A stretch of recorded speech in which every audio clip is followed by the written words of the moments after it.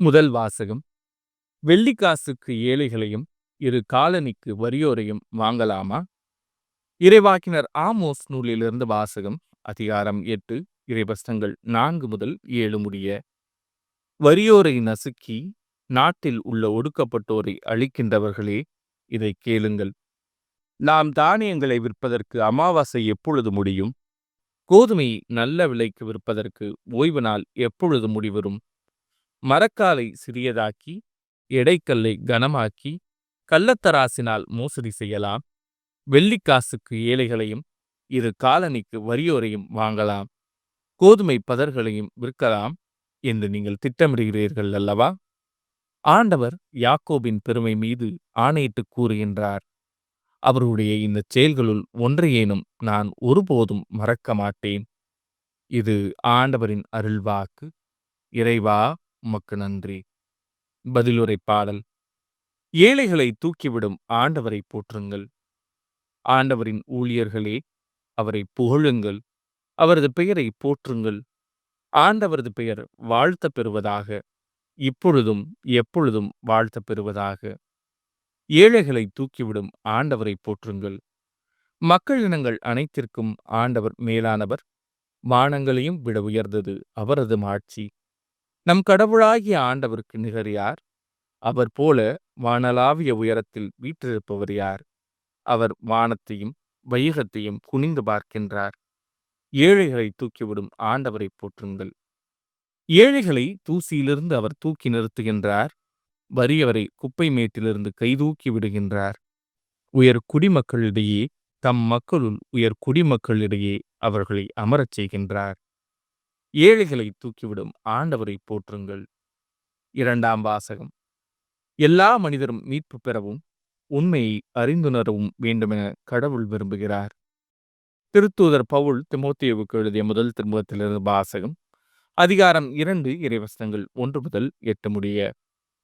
அன்பிற்குரியவர்களே, அனைவருக்காகவும் மன்றாடுங்கள், இறைவிடம் வேண்டுங்கள், பரிந்து பேசுங்கள், நன்றி செலுத்துங்கள். முதலில் நான் உங்களுக்கு தரும் அறிவுரை இதுவே. இறை பற்றும் கண்ணியமும் நிறைந்தவர்களாய் தொல்லையின்றி அமைதியோடு வாழ அரசர்களுக்காகவும் உயர்நிலையில் உள்ள எல்லா மனிதர்களுக்காகவும் மன்றாடுங்கள். இதுவே நம் மீட்பராகிய கடவுளின் முன் சிறந்ததும் ஏற்புடையதும் ஆகும். எல்லா மனிதரும் மீட்பு பெறவும் உண்மையை அறிந்துணரவும் வேண்டுமென அவர் விரும்புகிறார். ஏனெனில் கடவுள் ஒருவரே, கடவுளுக்கும் மனிதருக்கும் இடையே இணைப்பாளரும் ஒருவரே. அவரே இயேசு கிறிஸ்து என்னும் மனிதர். அனைவரின் மீட்புக்காக அவர் தம்மையே ஈடாக தந்தார். குறித்த காலத்தில் அதற்கு சான்று பகர்ந்தார். இதற்காகவே நான் நற்செய்தியை அறிவிப்பவனாகவும் திருத்தூதனாகவும் விசுவாசத்தையும் உண்மையையும் பிற இனத்தாருக்கு கற்பிக்கும் போதகனாகவும் ஏற்படுத்தப்பட்டேன். நான் சொல்வது உண்மையே, பொய் அல்ல. எனவே ஆண்கள் சினமும் சொற்பூசலும் இன்றி எவ்விடத்திலும் தூய உள்ளத்தோடு கைகளை உயர்த்தி இறைவேண்டல் செய்யுமாறு விரும்புகிறேன். இது ஆண்டவரின் அருள்வாக்கு. இறைவா, உமக்கு நன்றி. நற்செய்தி வாசகம். நீங்கள் கடவுளுக்கும் செல்வத்துக்கும் பணிவிடை செய்ய முடியாது. லூக்கா எழுதிய தூய நற்செய்தியிலிருந்து வாசகம். அதிகாரம் 16 இறைவசனங்கள் 1 முதல் 13 முடிய. அக்காலத்தில் இயேசு தம் சீடருக்கு கூறியது. செல்வர் ஒருவருக்கு வீட்டு பொறுப்பாளர் ஒருவர் இருந்தார். அவர் தம் தலைவரின் உடைமைகளை பாழாக்கியதாக அவர் மீது பழி சுமத்தப்பட்டது. தலைவர் அவரை கூப்பிட்டு, உம்மை பற்றி நான் கேள்விப்படுவது என்ன? உம் பொறுப்பிலுள்ள கணக்கை ஒப்படையும். நீர் இனி வீட்டு பொறுப்பாளராய் இருக்க முடியாது என்று அவரிடம் கூறினார். அந்த வீட்டு பொறுப்பாளர், நான் என்ன செய்வேன்? வீட்டு பொறுப்பிலிருந்து என் தலைவர் என்னை நீக்கிவிடப் போகிறாரே. மண் வெட்டவோ என்னால் இயலாது, இறந்து உண்ணவும் வெட்கமாயிருக்கிறது. வீட்டு பொறுப்பிலிருந்து என்னை நீக்கிவிடும் போது பிறர் என்னை தங்கள் வீடுகளில் ஏற்றுக்கொள்ளும்படி நான் என்ன செய்ய வேண்டும் என எனக்கு தெரியும் என்று அவர் தமக்குள்ளே சொல்லிக் கொண்டார். பின்பு அவர் தம் தலைவரிடம் கடன்பட்டவர்களை ஒவ்வொருவராக வரவழைத்தார். முதலாவது வந்தவரிடம், நீர் என் தலைவரிடம் எவ்வளவு கடன்பட்டிருக்கிறீர் என்று கேட்டார்.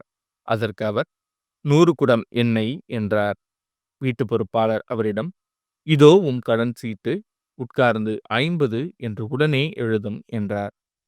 பின்பு அடுத்தவரிடம், நீர் எவ்வளவு கடன்பட்டிருக்கிறீர் என்று கேட்டார்.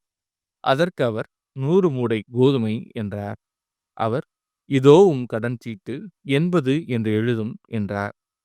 நேர்மையற்ற அந்த வீட்டு பொறுப்பாளர் உண்மதியோடு செயல்பட்டதால் தலைவர் அவரை பாராட்டினார்.